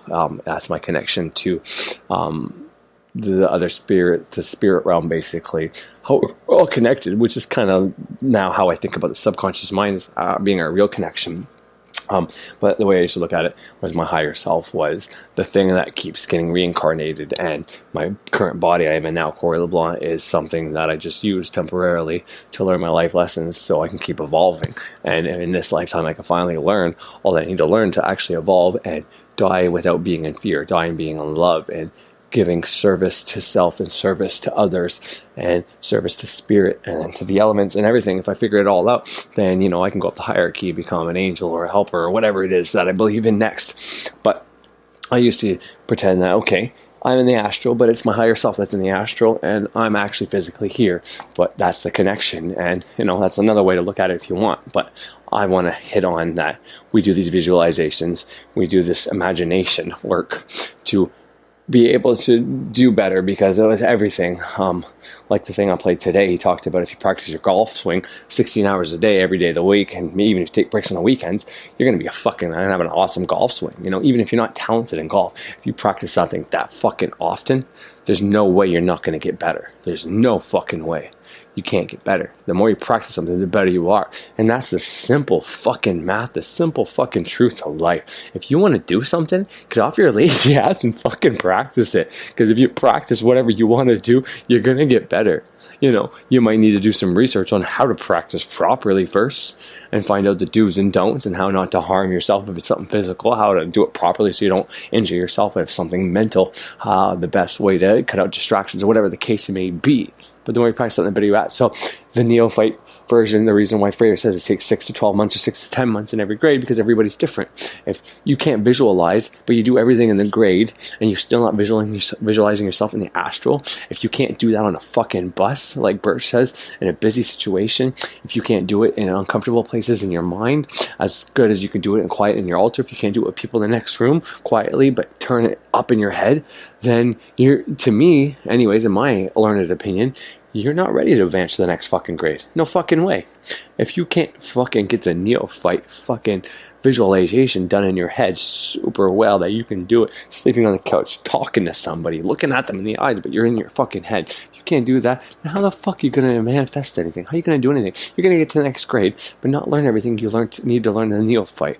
That's why I took extra long during my neophyte, and why I'm taking extra long in my first grade of Earth. because I want to make sure I do everything too right, basically. That's my Saturn in Libra, always, well, on this hand, but on this hand, I can do this, always doing devil's advocate, always making sure I hit everything before I advance, because I don't want to miss out on anything. And I'm taking it to the point where I'm not even talking about it. So, quote unquote, teaching it from all these different views. You know, I've already went over the banishing, and yet 36 or 37 episodes later, I'm still talking about the banishing ritual of the neophyte and still telling you how it's going to help and what it's for. And it's basically, this is how you talk to your subconscious mind. Your subconscious mind is going to talk back to you through your dreams. If you're not dreaming, then you need to start meditating. The more you meditate, the more you ask to remember your dreams at night, the more you keep a dream journal, the more you'll get your dreams. And that's important because you want to know what your subconscious mind is telling you. If you can't pick up omens, if you're not doing divination properly, or if you can't do divination properly, if you're not feeling it, or you don't have the correspondences down, if you just started, that's fine. Keep practicing. You'll get better. Like I said, practice, practice, practice. But you need to start getting your dreams down. And to do that, you need to start meditating. When you start meditating, opening up that line of communication, well, the subconscious mind's already communicating through dreams. But your conscious mind, when you wake up, is fucking you up and not remembering it, because it's not wrong, the statement people say that everybody dreams. You just don't remember it. That is 100% proven to be true. Everybody dreams. They've proven this. They've proven that you are always having a dream. Your subconscious mind's always. Now, they're also trying to prove that the dream state might be the real state, and this might be the actual dream state, the fake state, the conscious state, whatever, because technically, the story of Adam and Eve, well, if you look at Adam as the male, the conscious mind, you look at Eve as the feminine mind, well, they say Eve was created from Adam's rib, but that's just because of a bunch of dickhead assholes turn the story around and change it, because it's more likely if the subconscious mind, the first one we're born with, the one my 2-year-old, going to be 3-year-old, October, my soon-to-be 3-year-old daughter is only subconscious mind right now. She's being programmed by everything, environment, hereditary, everything I fucking say, everything she's hearing me all the way up here, subconscious mind, when she's sleeping, everything. She's being programmed. She only has her subconscious mind. And from her subconscious mind, her conscious mind is going to be created. From the programming we're putting in there, it's going to create this ego, this identity. And that's how it's created. So it's more likely that Adam was fucking created from Eve's rib, because Adam can't give birth to fucking kids, but Eve could, right? I mean, you need the male energy to make birth, but it's more likely that the girl would have the guy and not vice versa, that the fucking girl would be created from the guy. Now, I know there's a story about Lilith being the first one and all that, so I'm not going to get into that, because I'm a big fan of Lilith. I'm a big fan of Eve. I'm a big fan of Adam. I believe they're all necessary, and I don't believe in the church's version of the story. I take that story, I add esoteric knowledge and my perception to it, and I take out of it what I need, and I'm giving you my version of it. But it's more likely that Adam was created from Eve. And Adam is your ego, is your identity. And everybody's telling you to lose your ego, get rid of your identity. And that's cool. And I understand that. And that makes sense. But to me, the best use of your ego, the best use of your identity, because you have it. And you can't ignore it completely, because, you know, the checks you're going to make are going to be signed to Corey LeBlanc, not to the name I gave my subconscious, not to the soul that keeps getting reincarnated, to this identity. So you can't get rid of it completely. So it's more important. Okay, give me 1 second. I'll bring it down to her. So it's more important that you use your ego and your identity properly. And the best way, I think, now I know in nature, the woman is normally the hunter, the huntress, you know, like the lion, the lionesses all go out and fight, and the lion's the king.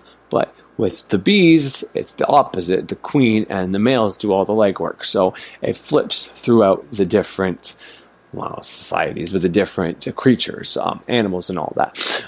So for me, being that Adam and Eve are supposed to be humans, it would make more sense that Adam was created to protect Eve, because Eve has the link to the divine. Adam needs that link too to connect to the divine.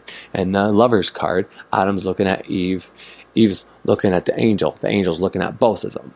All right, you need your conscious mind and your subconscious mind. So use your ego, use your identity, use your conscious awareness when you're awake and you're not performing your magic. And you're not doing that. You use your ego and your identity to protect your subconscious mind, because it's so much more important and so much more powerful, but it's more gullible and it can be tricked. And now that your ego and your identity knows that the masses are being tricked to use their focused energy, to use their divine feminine, which is their power, basically they're tapped to their connection to the divine, they're getting that power used against them for whoever, the Pope, the Illuminati, the fucking government, the reptiles, whoever it is who's doing this, which is probably not them, but whoever these people are, they're using magic and using everybody's magic in accordance with their magic, basically. So now that you know this, your ego's job, your identity's job is to protect your divine feminine, that fucking twin flame, the real version of the twin flame. Now, I'm not saying the twin flame is fake or real with two people connected, because once again, this show is as above, so below. So whereas the Adam and Eve story is as above, so below, connected to your mind, it's within you, it's without you, so is twin flame. If twin flame is the two snakes inside of you going up the caduceus, up your spine, and igniting your conscious mind, your subconscious mind, putting them together, if that's the internal twin flame, well then it makes sense to have an external twin flame, meaning you and a soulmate / person out there. It would make sense that there's two versions of every side of the story. There's two sides of every story. Polarity, blah, blah, blah, cause and effect, duality, law of gender. It's all two, right? Two.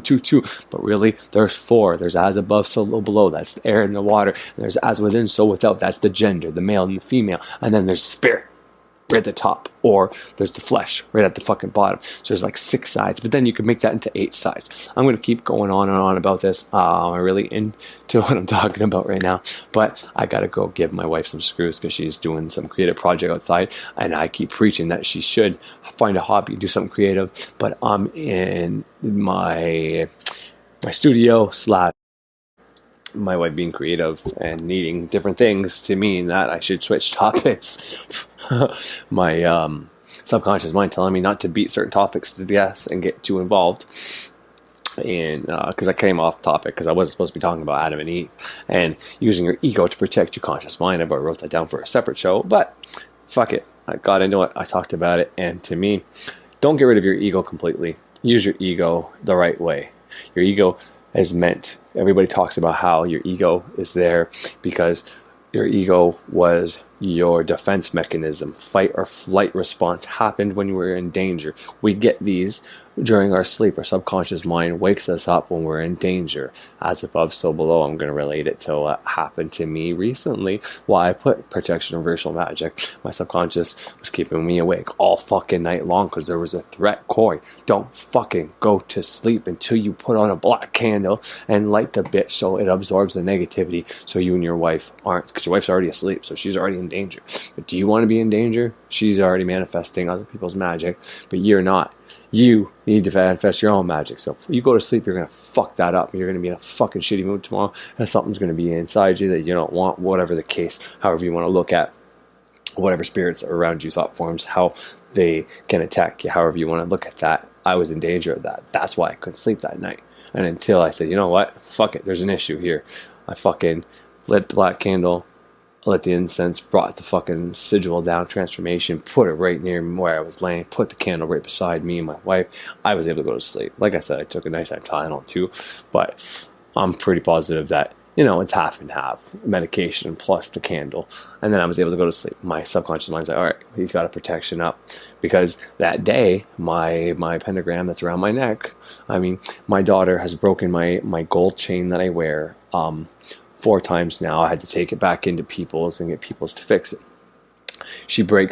She has broken my other chain that holds my pentagram, my protection pentagram that I've carved my transformation sigil on the opposite side of the pentagram, which is around my neck. And, you know, when it's not against my skin, it technically is not protecting me. That's how I find balance and let things in whenever I don't feel there's a threat or specific things. Anyways, I'm not getting into that, but I've have it programmed specifically that when it's against my chest, it's protecting me. When it's on the outside of my shirt, it's to show people to... Anyways, that's a different topic for a different time.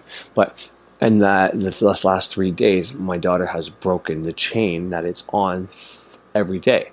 My daughter is all just subconscious mind, like I said, so she is susceptible to any thought form that's around, which is why it's so imperative, if I have a small child in the house, to cleanse my house, to get rid of any negative thought forms I think have been created by any of my family members, including myself, so she is not susceptible to that. So if there was something that wanted to break down my defense, well, who would it go through?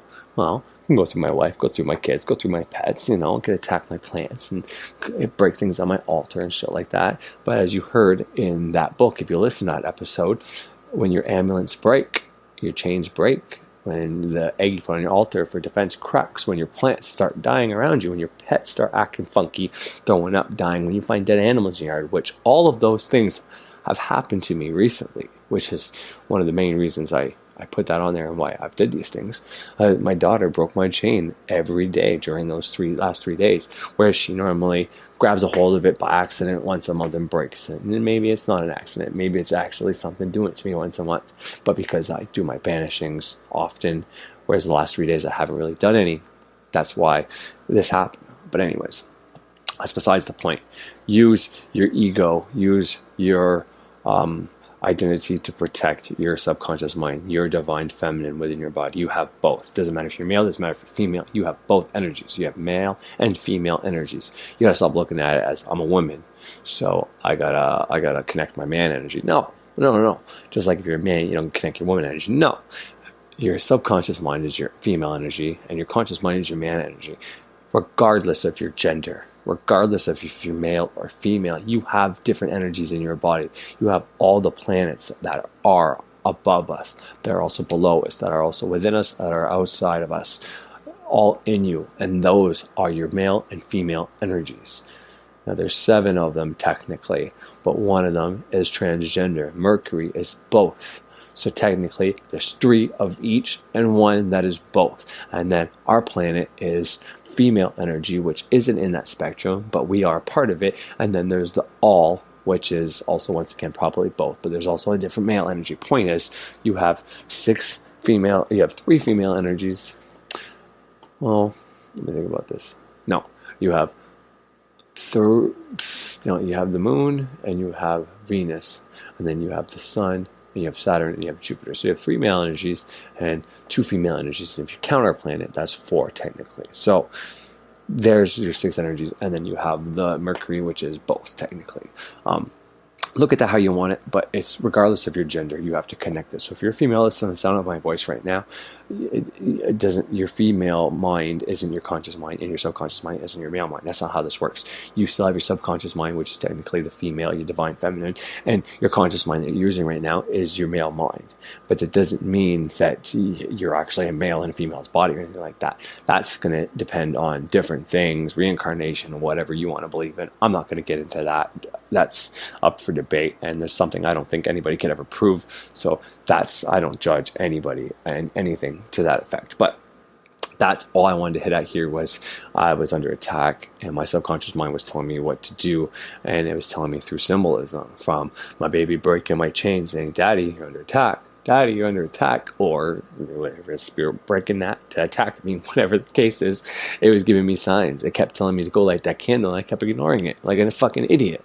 Like the guy in the lover's card who is refusing to look at the angel, is looking at fucking Eve, saying, "What the fuck are you talking about?" Well, it's right there. I can fucking see it. Why can't you? Well, I can, because I'm just a dumb man fucking talking too much. I hope I don't offend any males with that. But anyways, so this is the language of the subconscious mind. So use your ego, your identity to protect your subconscious mind. The fight or flight risk is still there. You have to tap into it. Use your ego, your fight or flight, to protect your divine feminine from the people that wish you harm, from conforming, from doing what everybody else does out of fear. Don't let that happen. All right, that fear is not the fight or flight response you're supposed to be giving into. It's the opposite. It's you being afraid and conforming out of fear that you should be afraid of. You shouldn't be afraid to fucking follow your passion out of fear of not having enough money. You shouldn't be afraid of that. But that's the video for another time that I'm going to make in a full length, and probably soon too, because it has to do with this. But anyways, so the banishings is a representation, is you talking to your subconscious mind.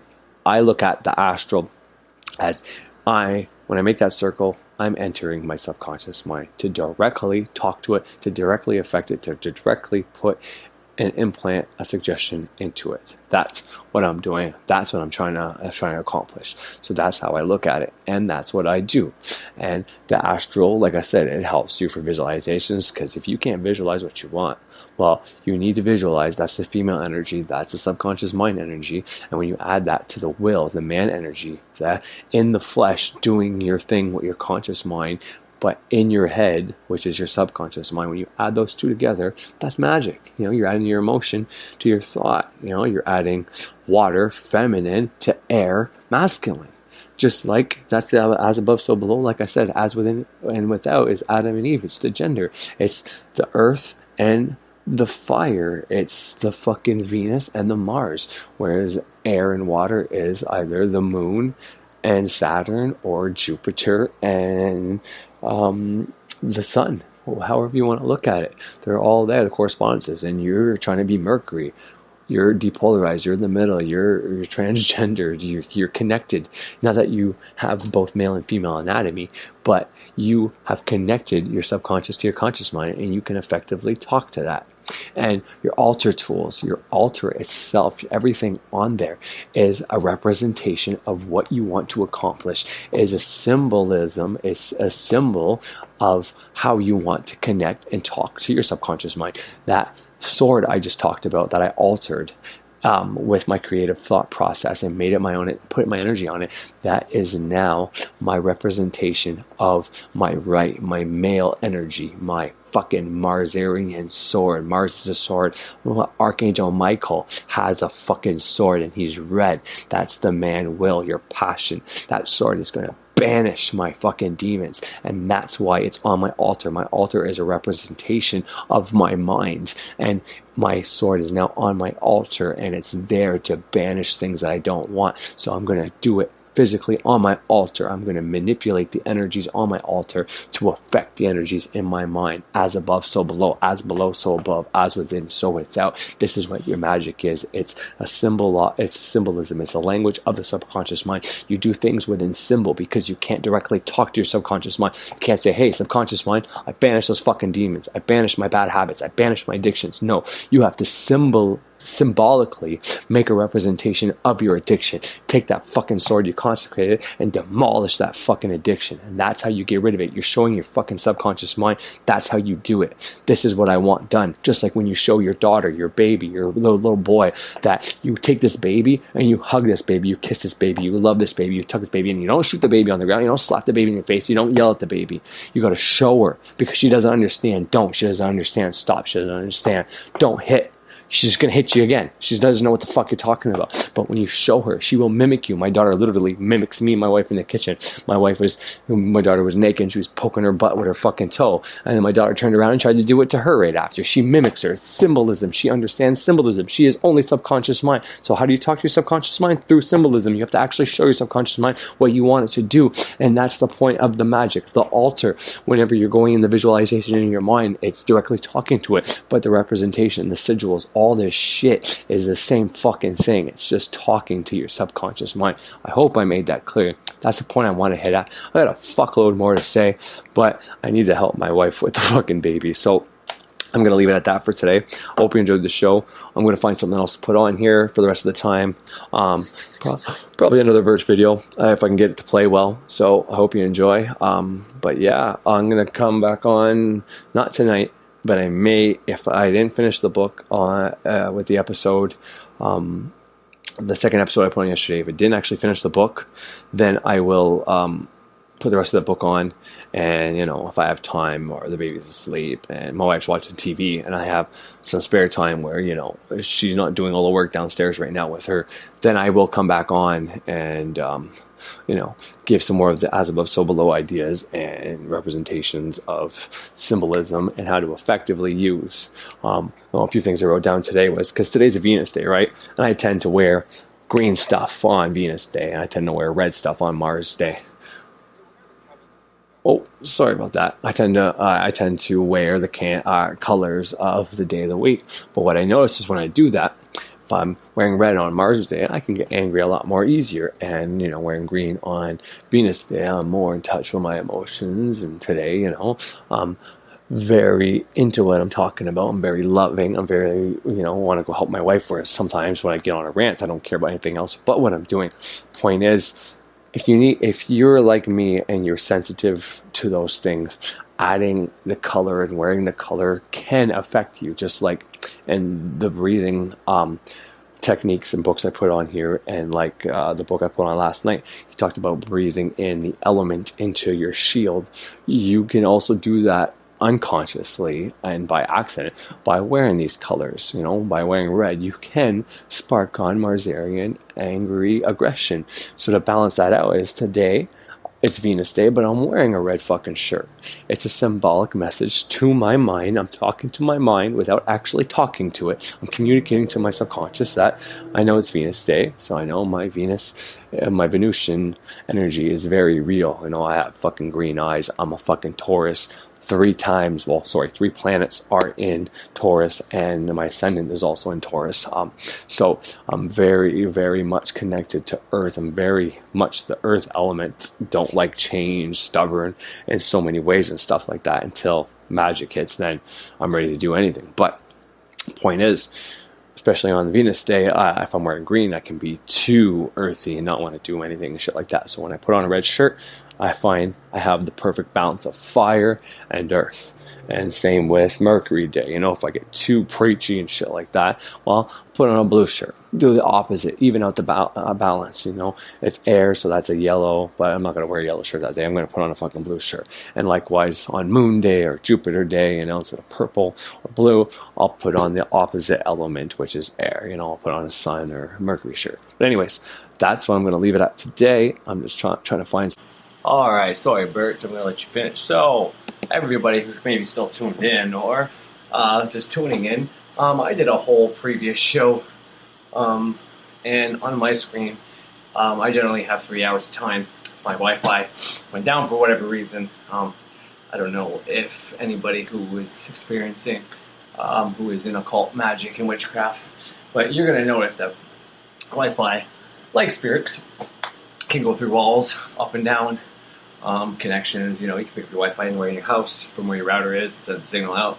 But also, like spirits, light, turning on the light, can affect the Wi-Fi. Just like candles around your computer can affect your Wi-Fi signal, shit like that, calling on spirits, whatever. I've done rituals and there's been no Wi-Fi in the house until I finish my ritual, and all of a sudden there's Wi-Fi again. So, anyways, temple beside where my temple space is currently right now. Like I said, I switched temple space around because I like to purify every room of the house.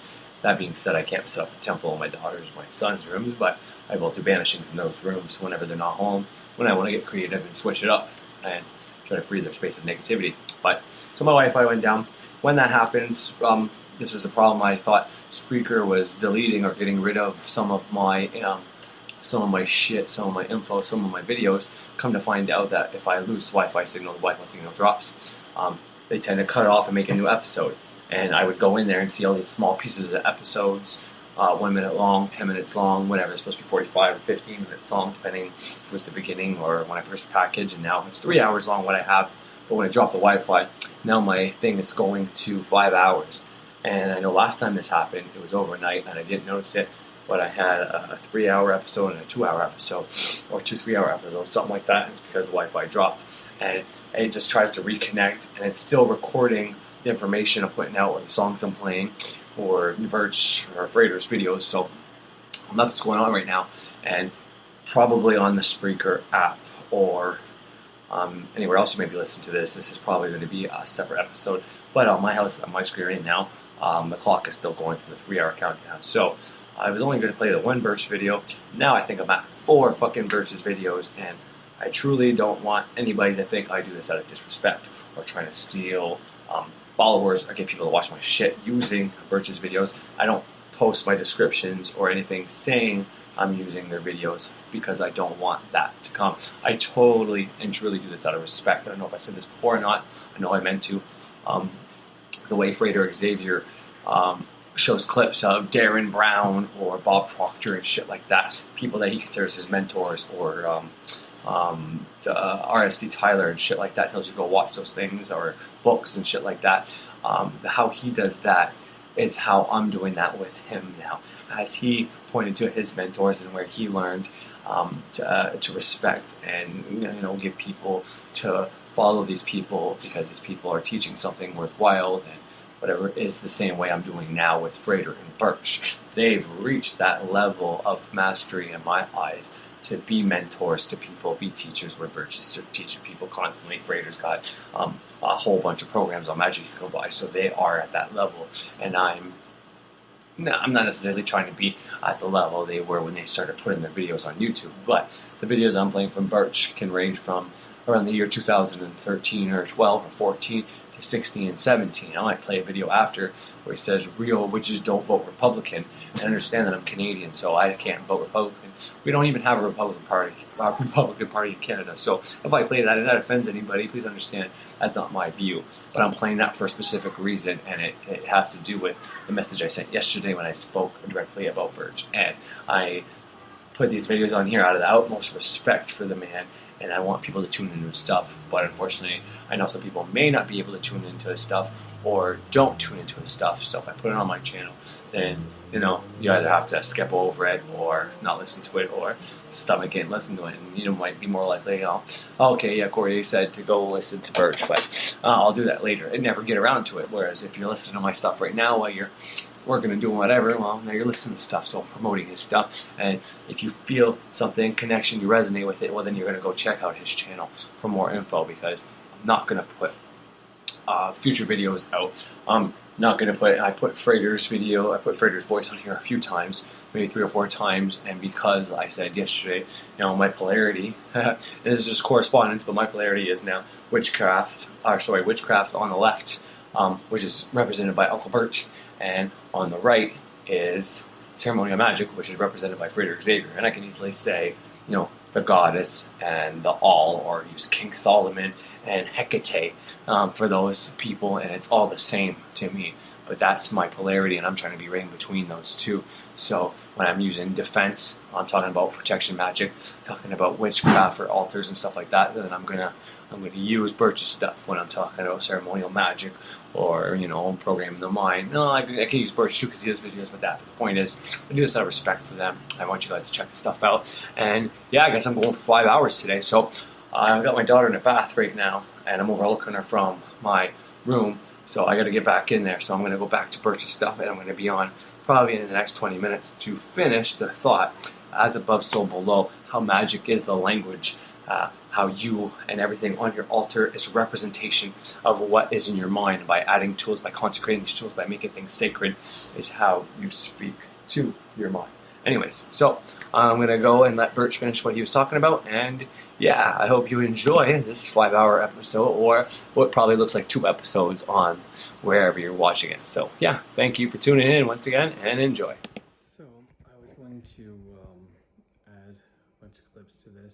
I was going to show the woman I talked about a few videos ago, who initially I kind of insulted and judged and thought she was just, someone spitting out Christian ideologies and dogma. And then when she gave her version of the Book of Job and what happens, no matter how she worded it, God and Satan in the battle, the way she explained how a person is given choice and has, she doesn't think of those two as being entities within the body, or us having that capability, but she still came to the same conclusion as kind of what I believe. And I was going to show that, and then I was going to, attach it to depolarization and play some Birch and a few other people, but I'm not going to do that here, since I just re-uploaded my older video. I wasn't sure which one. I have 2 of those. One is just mostly music and videos, or sorry, I'm tongue-tied, I'm tired. One of them is where most of the information is, and the other one is there was a glitch, and I ended up recording for almost 6 hours that day. So it ended up being just content from birchs I was playing, and I think Friedrich Xavier, some other content. I'm not sure which one got flagged and got deleted. So, but the second version of it, I think I only had like 3 minutes of my own content. So either way, so basically a little bit in the beginning, a little bit of my old content, just re-uploaded this way I don't lose any of my old stuff, and then this way, you know, Spreaker's doing me a solid, because I only have so much data space to store stuff on their servers, and I'm close to the end there. I'm gonna have to upgrade to a package, so the more they delete stuff and I have to re-download it and just cut out the music and anything I don't need, the more space I got. So kind of a win-win. But I think I'm just gonna leave it at that for today. I talked about quite a few things I think that are important. Not really focused in on anything per se, but you know, spoke a little bit more about depolarization and, you know, a few other little important aspects about the subconscious mind and whatever else I talked about already. So I'm just gonna leave it at that. And once again, I want to thank everybody, all 86 subscribers, and everybody else who's viewed, and anybody who's ever commented, and even the people who potentially used to watch me and don't watch me anymore, people who subscribe and don't subscribe anymore. So thank everybody for who's ever tuned in and supported me either on YouTube, Spreaker, or any of the many other places you could have. So I thank you, and yeah, I really appreciate everybody tuning in. Feel free to comment or send, you know, anything you want to, anything you need clarification on or whatever. I don't know. I'm nobody special. I'm just the same as everybody else. And I was told a long time ago by a few different mentors I used to watch. They said, when you get to a certain place and you feel comfortable, start sharing your message. So that's what I'm doing. I'm trying to, I guess, not persuade, but, you know, get other people to do the same. Because it's important that, you know, once we come to a version of this stuff that works for us and makes sense, and we can kind of break down the stuff that might be just silly or doesn't work, stuff that people are just repeating that they never tried, and, you know, getting false hope out there. You know, we tell people what works and what doesn't work and how far we've got. I think it's important to get to that certain step, so that's what I'm doing. So anyways, I hope you enjoyed this, and I'll get making that candle for everybody, and I hope you have yourself a great fucking night.